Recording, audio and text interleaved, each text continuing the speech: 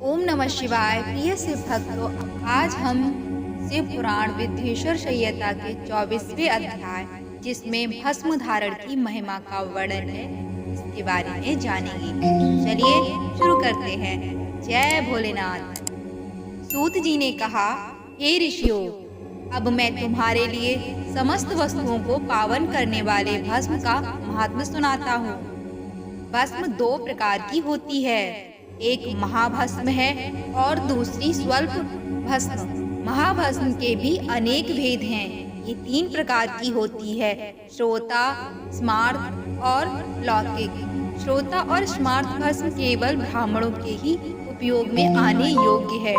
लौकिक भस्म का उपयोग सभी मनुष्यजन कर सकते हैं। ब्राह्मणों को वैदिक मंत्रों का जाप करते हुए भस्म धारण करनी चाहिए तथा अन्य मनुष्य बिना मंत्रों के भस्म धारण कर सकते हैं। उपलों से सिद्ध की हुई भस्म आग्नेय भस्म कहलाती है। यह त्रिपुंड का द्रव्य है। अन्य यज्ञ से प्रकट हुई भस्म भी त्रिपुंड धारण के काम आती है।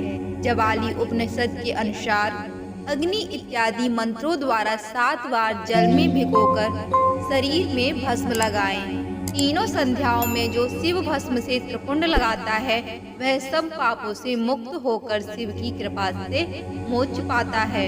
त्रिपुंड और भस्म लगाकर विधि पूर्वक जाप करें। भगवान शिव और विष्णु ने भी त्रिपुंड धारण किया है।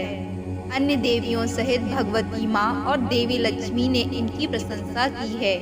ब्राह्मणों, क्षत्रियों, वैश्यों, शूद्रों, वर्णशंकरों तथा जाति भ्रष्ट पुरुषों ने भी उन्मूलन एवं त्रिपुंड रूप में भस्म धारण की है। महर्षियों, इस प्रकार संक्षेप में मैंने त्रिपुंड का महात्म्य बताया है। यह समस्त प्राणियों के लिए गोपनीय है। ललाट अर्थात माथे पर भौं के मध्य भाग से भौं के अंत भाग जितना बड़ा त्रिपुंड ललाट में धारण करना चाहिए। मध्यमा और अनामिका उंगली से 2 रेखाएं करके अंगूठे द्वारा बीच में सीधी रेखा त्रिपुंड कहलाती है। त्रिपुंड अत्यंत उत्तम तथा भोग से मोक्ष देने वाला है। त्रिपुंड की एक एक रेखा में 9 देवता हैं, जो सभी अंगों में स्थित हैं। प्रणव का प्रथम अक्षर अकार, कार्यपतय अग्नि, पृथ्वी, धर्म, रजोगुण, ऋग्वेद, क्रिया शक्ति, प्रातः सवन तथा महादेव, ये त्रिपुंड की प्रथम रेखा के 9 देवता हैं।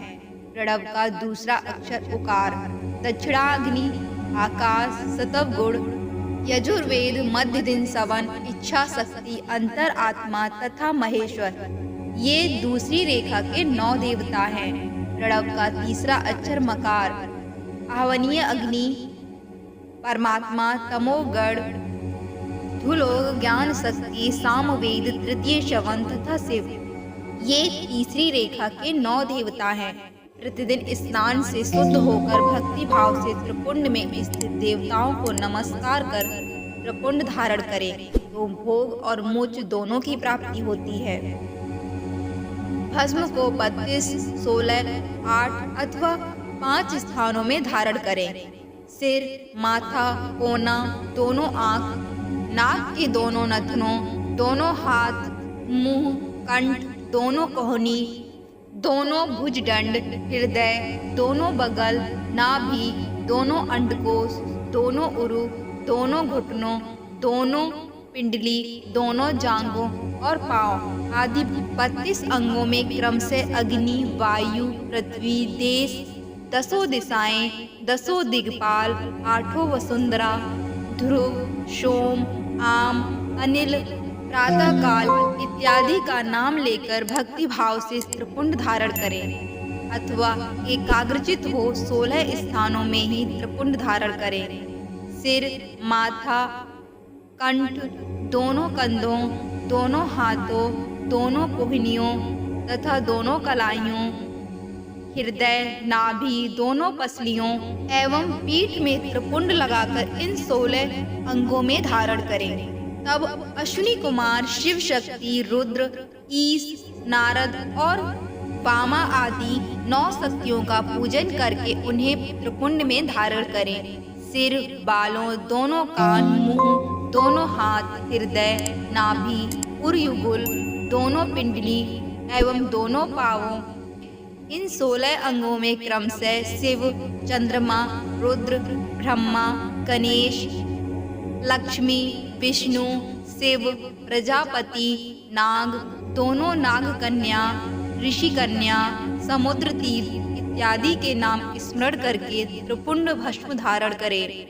माथा, दोनों कान, दोनों कंधे, छाती, नाभि एवं गुहा अंग आदि 8 अंगों में सप्तऋषि ब्राह्मणों का नाम लेकर भस्म धारण करें, अथवा मस्तक, दोनों भुजाएं, हृदय और नाभि, इन 5 स्थानों को अभिमंत्रित करना चाहिए। इन 5 स्थानों को भस्म धारण करने के योग्य बताया गया है। देश तथा काल को ध्यान में रखकर भस्म को अभिमंत्रित करना चाहिए तथा भस्म को जल में मिलाना चाहिए। त्रिनेत्रधारी सभी गुणों के आधार तथा सभी देवताओं के जनक, सभी गुणों के आधार तथा सभी देवताओं के जनक और ब्रह्मा एवं रुद्र की उत्पत्ति करने वाले परब्रह्म परमात्मा शिव का ध्यान करते हुए ओम नमः शिवाय मंत्र को बोलते हुए माथे एवं अंगों पर त्रिपुंड धारण करें। हर हर महादेव।